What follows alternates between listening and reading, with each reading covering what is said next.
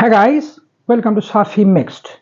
In this video, I'm talking about sliding vectors. That is, I want to clarify the concept of sliding vectors. A vector is said to be a sliding vector if its effect on a body remains unchanged by changing its position along its line of action.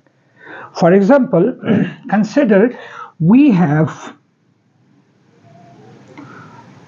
a block placed on a frictionless horizontal surface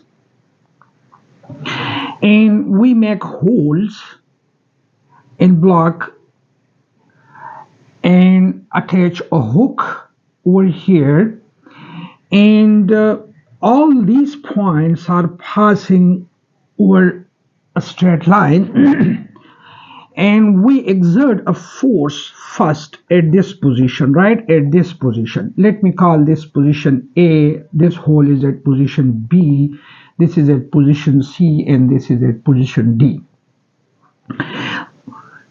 I exert a force F along this dashed line which is perfectly horizontal to the surface, and let M be the mass of this block. Then according to Newton's second law, this force produces an acceleration A in the block which is given by F times F divided by M.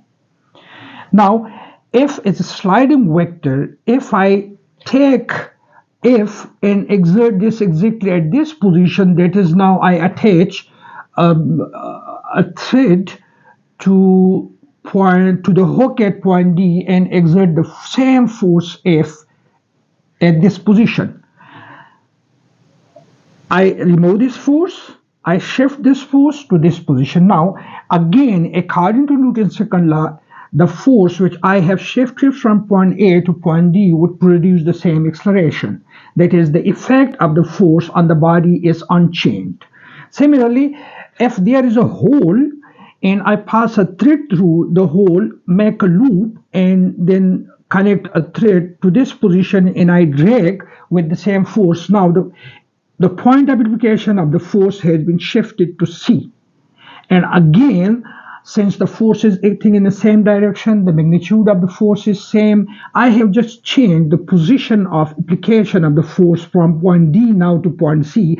Again, according to Newton's second law, the effect of the force on the body of same mass is exactly the same as it was when the force was acting at point A, when the force was acting at point D, and the same is the effect when the force is acting at point C.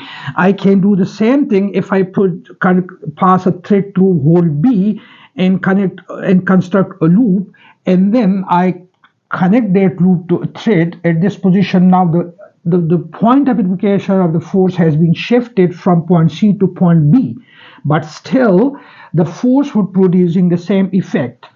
We see that the effect of the force on the body remains unchanged whether we apply the force at point A, at point D, at point C, or point B along the same line. So the effect of the force remains unchanged if we slide its position along its line of action. Then this force or this vector is called a sliding vector. So a vector whose effect on the body remains unchanged by sliding it along its line of action is called a sliding vector. So F in this case is in fact a sliding vector.